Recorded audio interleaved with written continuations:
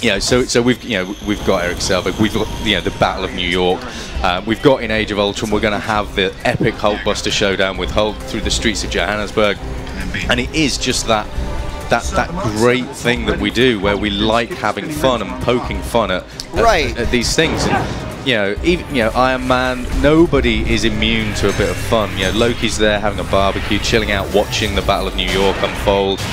It's just great to be able to revisit these movies that I love, you love, everyone loves, and inject humor into them, and then also obviously throw in a load of comic book content. Yeah.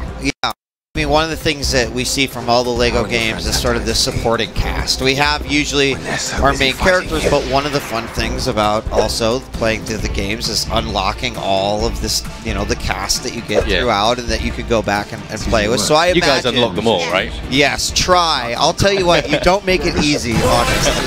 Isn't that right? It's fun just trying to get all of those characters because it's a giant challenge. It is a super giant challenge. And it's super rewarding when you find them as well. Oh yeah. So much more you get to go back, and then there are all the things you unlock after the fact. Yeah. So this demo that we've got is obviously towards the end of the Avengers movie. This is the first part of the Battle of New York, and it's where the portal's first been opened, the Chitauri are all coming through.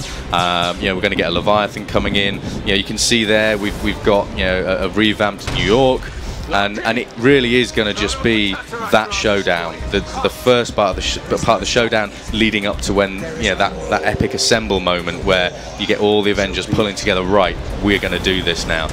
So, I mean, one thing that LEGO games have constantly brought to the table is sort of new ways that the characters interact, new ways that you're completing various objectives, and I'm thinking of like things in the past where we got to finally ride on vehicles and they were an aspect of it, or maybe the ways that in clever ways that you would be completing a certain goal. So, will we see a lot of sort of new things brought to the table as far as Lego Marvel Avengers? Yeah, definitely. In that regard? Yeah, absolutely. This is like I said, this is a celebration of Avengers, and one of the core fundamentals of Avengers is it's teaming up, working together as a team. So what we've done is we've introduced what's called Avengers Initiative moves, where you have to basically pull together 2 Avengers characters, and then you team them up in various ways. So we'll have ways where Hulk will interact with Iron Man.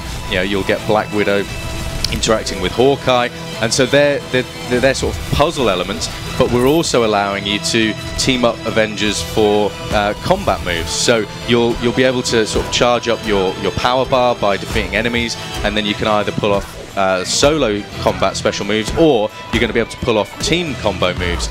And that's like every single character has moves where they're in between each other. So you could have Quicksilver teaming up with Thor, you could have Scarlet Witch teaming up with Vision, you can have all these great epic things. Interesting. And it's just a way that we really wanted to sort of move forward.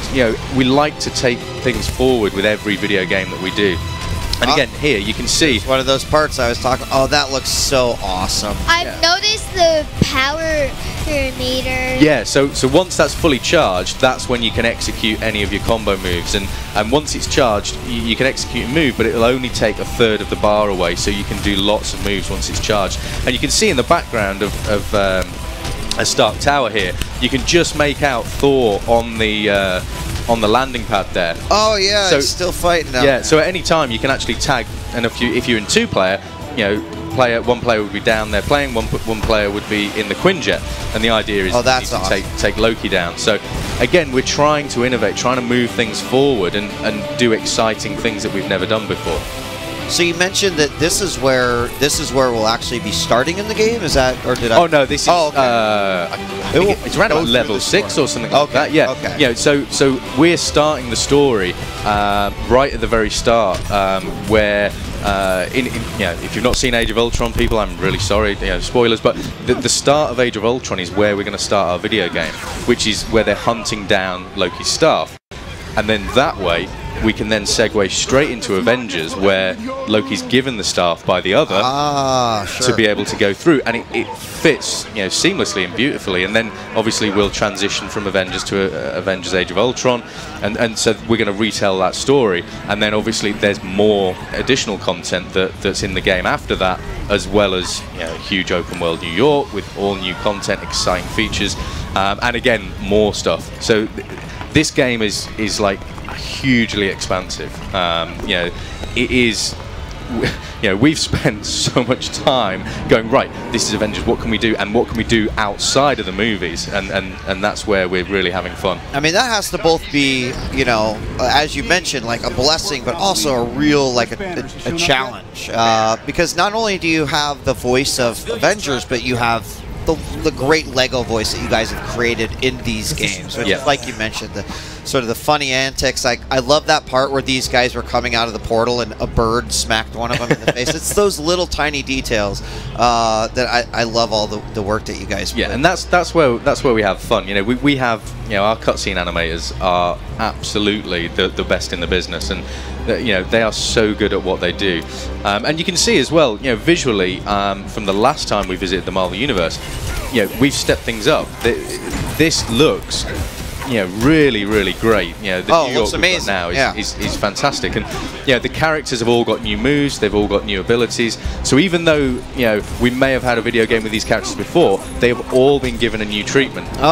And then there's subtle things that people will probably never really notice unless it's called out. But without going too technical, we have parameterized animes in there, so you can see Captain America's like switching arms with his shield as he runs around, and all kind of subtle little things in the game that people may not necessarily pick up on, but we're really trying to push the bar. So even though it's a Lego game, technically there's so much going on under the bonnet. Well, I love. Oh, that looks awesome.